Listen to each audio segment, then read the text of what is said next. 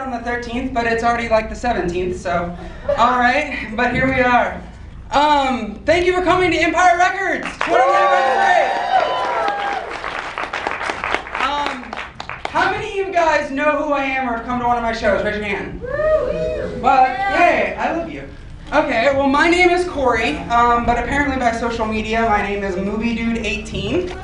I started last year at the New Beverly Cinema, which Michael Torgan's in the house, so everyone just clap, even if you don't know who his name is. And I started off with American Pie, doing the 15th anniversary, and then Harold and Kumar, and then it went to Jawbreaker, 10 Things I Hate About You. And I started doing these things like once a month. Now in the next 2 months I have 10 shows coming up. So it's because of you guys. Like, there's a couple people I just want to thank right in the beginning. This guy that's behind me creepily, that's Antonio Pedrera. He takes all my photos that you see on Facebook and Twitter. He's awesome, he's the man. And look him up on my Facebook and my Twitter, I'll tweet his stuff later. This event was probably the hardest event I ever had to put together. I had to book it back in like November or early December. A lot of people wanted to call dibs on the 20th anniversary, but I was the one who booked it first, and I'm very excited about it. There were some people specifically with this one. I asked, I do this on my own. I don't have a theater that has 20,000 followers. I do all of this on my own. I do it for you guys, and I do it for free. And I just want to thank everyone who's on my Facebook page or my Twitter page who shared this, liked this, promoted it. I know my friend George brought like 6 people. I know there was a dude who came from North Carolina who messaged me. I don't know where you're at, but basically all of you, I love you. Just know that. Now, specifically, we do have a couple guests tonight. One of my childhood icons, I don't know how he feels about me saying it that way, but Ethan Embry is here, who is also the star of Can't Hardly Wait, which is, no offense, maybe my favorite. And then my producer, her name is Corey Cienega. She reached out to me because I wanted to do Empire Records last year, and she's actually named after Liv Tyler's character in the movie. And so right away when I wanted to do this movie, the writer Carol was on board and jumped and brought like her entire family, I think, is here. And what you guys don't know and what I didn't know and what I love about these 90s films is a lot of it's left on the cutting room floor. Like originally this movie was over 2 hours long, it was rated R. There was lots of stuff cut. Tobey Maguire was actually supposed to be in it, but he's in the credits. I don't know if you've noticed that, but we have the story, or at least some of it as to why he's not. And there's all kinds of stuff that changed through the script process, which is kind of cool for me because this is a movie that I grew up watching my 15-year older than me sister watch on VHS while she braided my hair. So, so I'm super excited to have this film. It's already running late. I usually give a whole reason as to why I love this film. This movie just fucking rocks. So that's why we're going to show it. And with that, having said that, after pulling teeth and talking to Antonio, my friend Martin Pirion is in the audience, we got a hold of Ethan, he Facebook messaged me, and he came. So let's bring up the writer, Carol Heikkinen, I don't know how to pronounce my name, and Ethan Embry.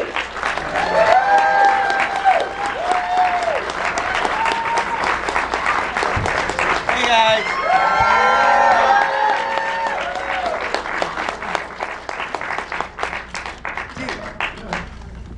So we can't talk about Hardly Wait as much as I want to, but maybe next month. So let's start here with Carol, who's so excited. You were so stoked to be here. You were like, I'm not going to take any photos, but I'm really excited to come.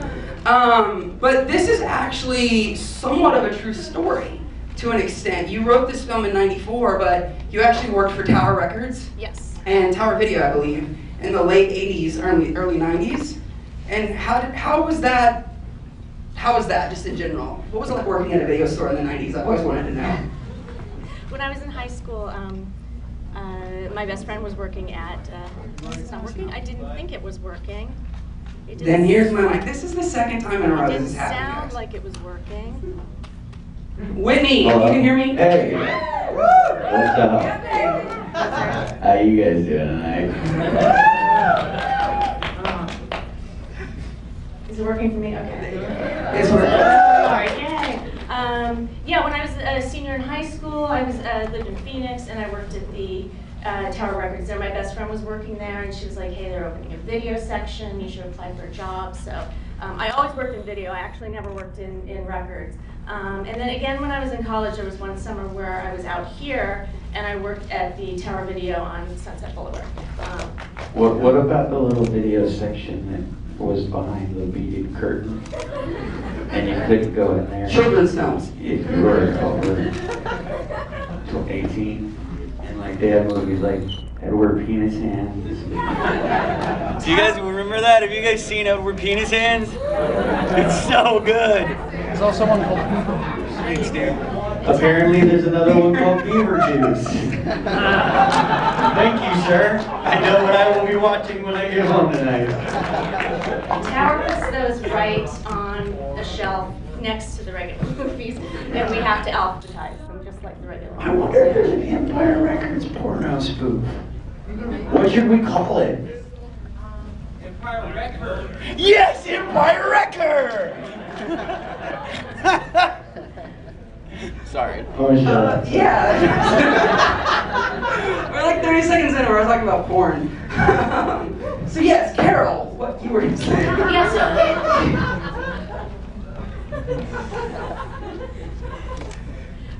so yes, I mean, some of those experiences from working at the two different stores are in the movie. There's the big story of the guy who steals the money, and That's true, right? yeah, Roy actually, not Roy himself stole the money, but yeah, someone did. yeah.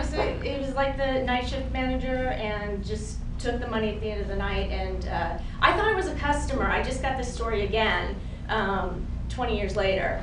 Cleared up for me, but I thought he had run off with a customer to Vegas, but it was a clerk. So, and apparently he did get fired.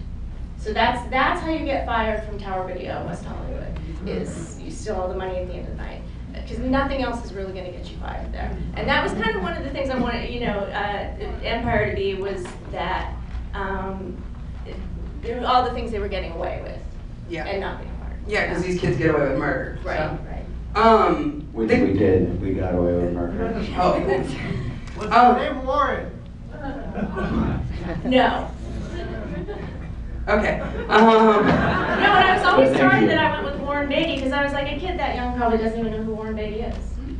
I knew who Anthony Perkins was at like 10, so. There you go. Right? So, were any of the characters that are in the movie actually, I talked briefly about my producer Corey, she was just, the name was Right. transferred over. Right. But was there anyone, it's 20 years later, they can't see you, I think there's like some kind of thing, but were any of these characters, was there a Deb, or was there a Mark, or was there any of those characters that you created? No, not directly. Not directly. I can't say like one-on-one correlation with anyone. Okay. And when these times at the store happened, how much later was it until you had already done one film, which Heather, who's here in the front row, that's her favorite film ever. Apparently I've seen. I didn't know that. This was your second film, but how did it come to you, or were you? Yeah, I was looking, and I'd written my first one as a spec consultant, so after that was made, and I was kind of thinking, what am I going to do next? And I started thinking about, the stories from working in Tower, and I had this all-in-one day idea, and I was, and so I remember my agent was like, what are you working on? And I said, it's going to be like car wash in a record store. And so I wanted to do this sort of all-in-one day, and just these people working for minimum wage, and how they were friends, and they were a family, and that kind of thing. So that was kind of the genesis of it, or kind of how I thought of it structurally in my head. But I wrote it on spec, and then we sold it pretty quick. Okay, and then the film's getting made, it's shot, it's in editing, which I think both of you guys are definitely going to be talking about, because it was a 2-hour film, R-rated film. But there's one specific scene I talked to you about that I've always thought was kind of like off-putting, which is the scene with the blue cheese. And Liv Tyler, I just feel like that's such a weird scene to go I never wrote any version of that scene. And when I saw it, I was like, what? I don't understand the blue cheese. I don't get it. I didn't until I was like 15. It's supposed to be, but I mean, is it like a weird rock star fetish that he has or something? I And so, Tossing salads was really popular when we shot but it was the whole thing with Corey where I never, she was someone, that was the character that really got rewritten a lot when I was no longer on the movie. And so at a certain point, I wasn't there, and they were, and that was the one that really like got changed the most from the original intention. And it all starts with her wanting to lose her virginity to Rex. To the guy from Grease too. Yeah, yeah. And so that. I do love it. And I think the studio wanted things. They just wanted this idea of sex, and you said it. But a PG-13 sex, right? You said it wasn't PG. I thought they knew it was going to be PG-13 at the time, but. I remember when we were about to start shooting it, the script that we all had was an R-rated film, and there were a lot more drugs, and there was a lot more swearing, within days to when we started shooting, they all came in, the producers came in and said, we're going to make a PG-13 film, so you guys will get a new draft come real soon. And cut all the fucks out, and cut most of the drugs out. And that's why with the brownie scene, if you guys have seen the movie, there's this like brownie hallucination with guar. And that's how we hid some drugs in the movie, because, well, he's just eating brownies. They're just normal brownies. And it's my special recipe with lots of sugar. There's a lot of sugar in it. Yeah. And if we left it sort of ambiguous as to what was in the brownies, we got away with it past the rating board. Yeah, so I mean, I think that's why you have a girl in her underwear. It's like they desperately wanted to have something that they thought was, close to nudity in it. And I mean, they're at work. This is a movie that doesn't need any nudity. These kids are at work. And so I think Ethan I'm going to disagrees. bite my tongue. And so I felt like it was being shoehorned in because it was just this sort of idea of, what a teen movie, what teens wanted, which is the whole bigger question. What teen wants naked girls? They want naked girls. Well, No. yeah, and they were actually naked. Yeah. But I get it as a writer. I totally understand where you're coming from. That it needs to be a little bit more than that. But Yeah, it's and so not Porky's, which I haven't seen. And so the whole thing with her wanting to lose her virginity, and then things just sort of go downhill from there. To, just everything that sort of follows from that scene with her and Rex, and then the scenes with her and Gina, where she's really being like very critical of A bitch. Yeah.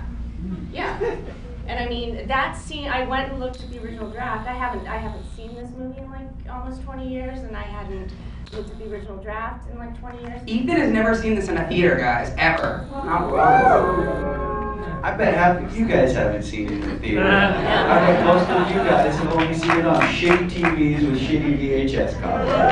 So, back to you.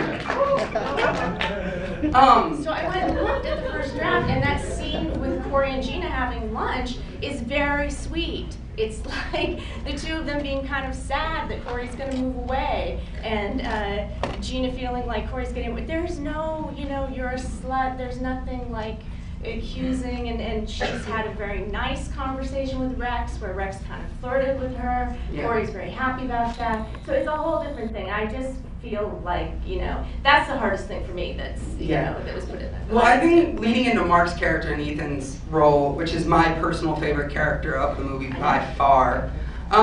What's really cool, I think, when you look at all these high school movies and this movie you wrote, was how everyone, including like Deb versus Mark versus AJ, they're all kind of different, but they're all brought together by like this music store. It's kind of like they're kind of from different cliques, but they're kind of all together, and it just feels like it kind of does feel like a family. Right.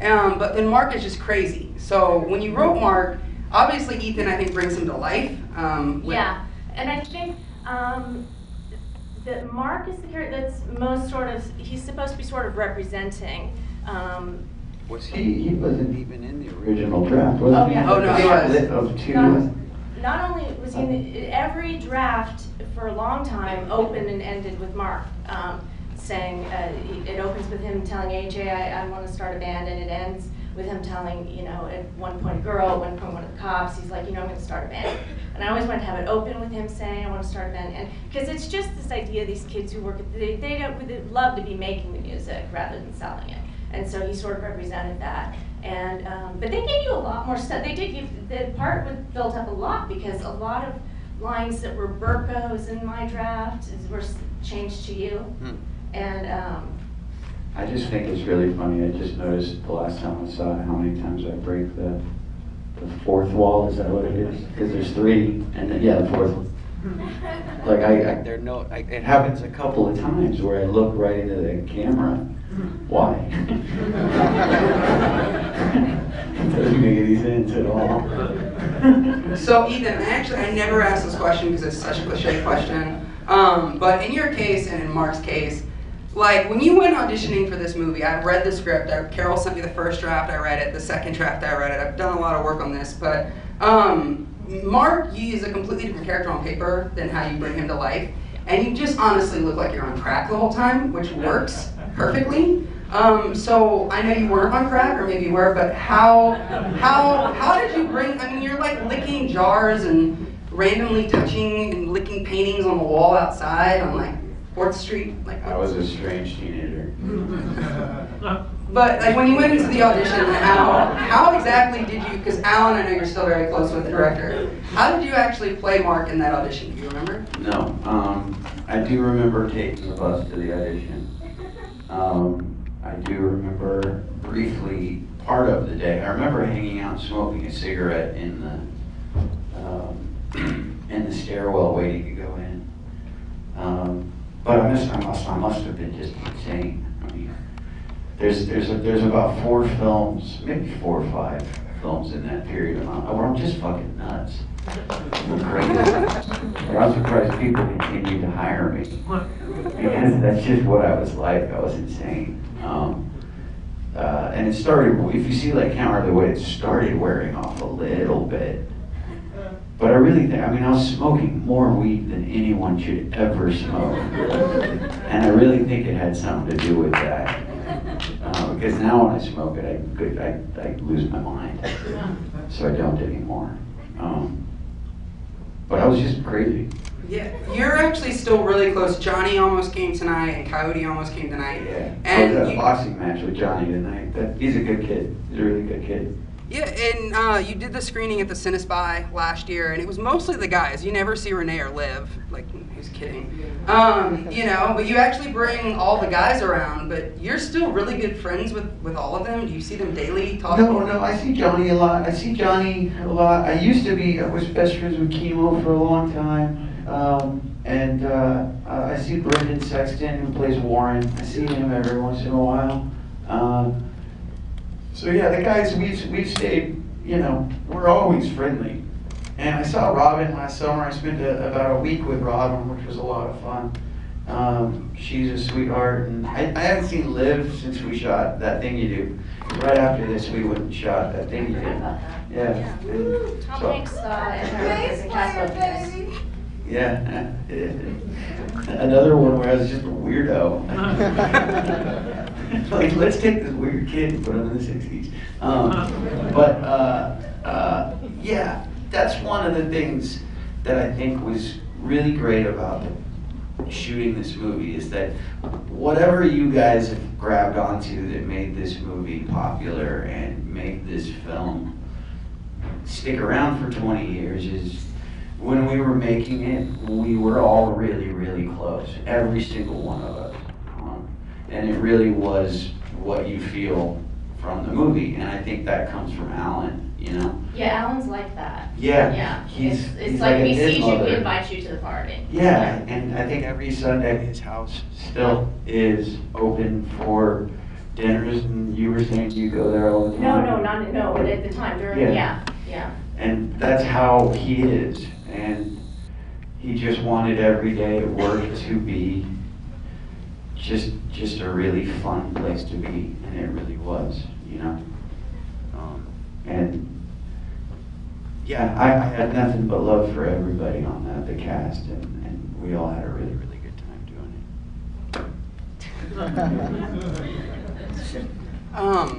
it. So, do you actually have, I want this goes to both people.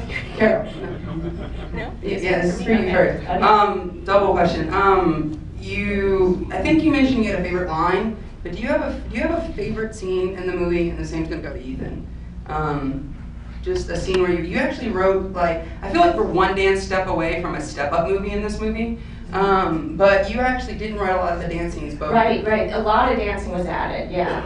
You think? I mean, we dance in almost every fucking Yeah. scene. Why don't you count? Make it a drinking game. Take a shot every time we dance. You guys will be wasted. I had them dancing to Say No More, Mona More, and there might have been one other thing, and a couple singing things, but yeah, there's a lot more of that. Actually, Ethan, did you have to choreograph? Did you guys have to go to, like, Bring It On boot camp for this dancing, or did you all literally just, Alan just said action and you danced? we just had fun. Yeah. That's awesome. Yeah. No dance class. Jazzercise. So, do you have a favorite scene, Ethan, from the film? I don't. I haven't seen it enough to have a favorite one. People know the lines more than I do.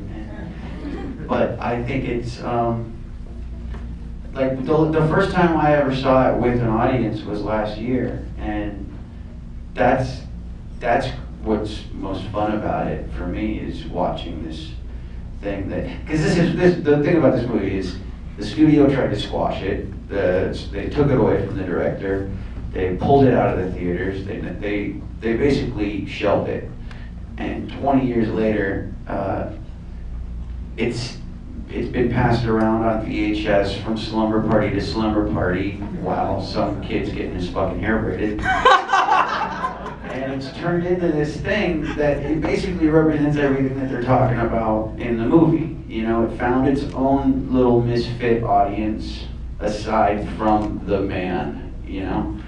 And that to me is what I love about it, that they took this movie away from the director, Alan Moyle. The director's cut is not the director's cut. They took that away from him, and it has a life no matter what the studio tried to do to it, and that's what I love the most about it, just as a whole. And then the last thing before we go to the audience was Tobey Maguire. I got a lot of Facebook messages and even a couple tweets that's like, find out what Tobey Maguire did. He's in the credits. But he's not in the movie at all, but he is credited. Yeah, and Carol, you talked a little bit, and I just noticed for the first time the other day, I was watching the version we're going to see tonight, this special fan edition. We're running the remix, yeah. I look at the credits at the end, I was like, oh my god, he's actually in the credits. Because I knew he was on the set, but I've never seen, never seen him at all. And you know why now. So share. I gave him acid, okay? And it didn't settle well with him and he went home. Okay. Moving on. That's actually the true story. But it's not Ethan's fault. No, it's not my fault. I was 15. That's the true story, actually. This isn't, yeah. And so basically he just left the set and kind of bitched about it. No. It had like a... No, it was, he needed to go home, and that's all. And, It had like an existential crisis from it. Meltdown. Yes, there's no bitching, there's no tantrums or anything like that. It just didn't work out. We would have loved to have him, and it didn't work out. He had to reevaluate his life. He had to go. Yeah, and obviously he did a very good job reevaluating. Exactly. He can climb fucking buildings now. It's amazing. No, Andrew Parker was. Andrew, whatever. Okay, so let's actually, I'm going to repeat the question when I ask it, but who has questions? Yes, Laura, right there in the front. Oh, you're so sweet, Coach.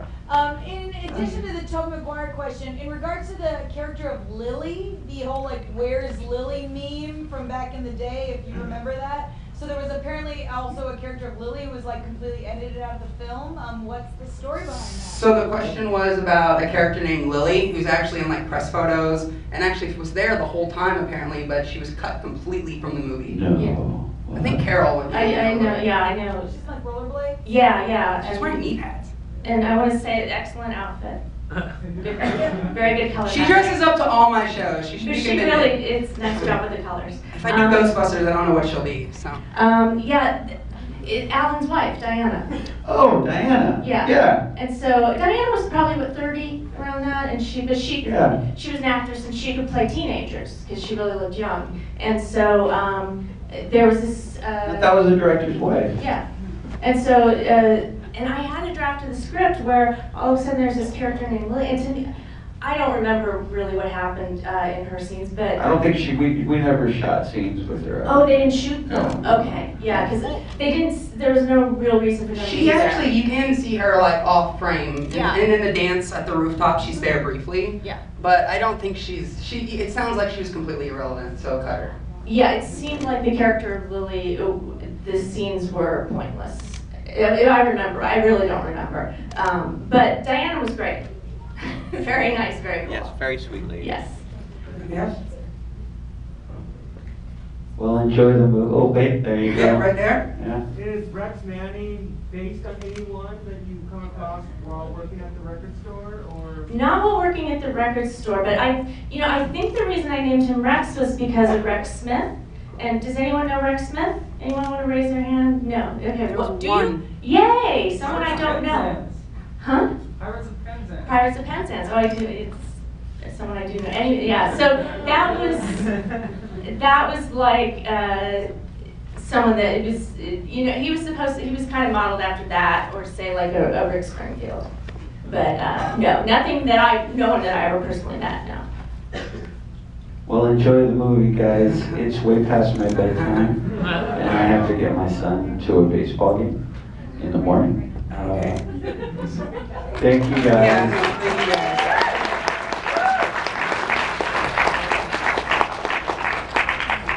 We're all wearing the same shoes. I know, I saw I know, that, they're yeah. Converse. We're all wearing Converse Chucks. shoes. I don't know the same.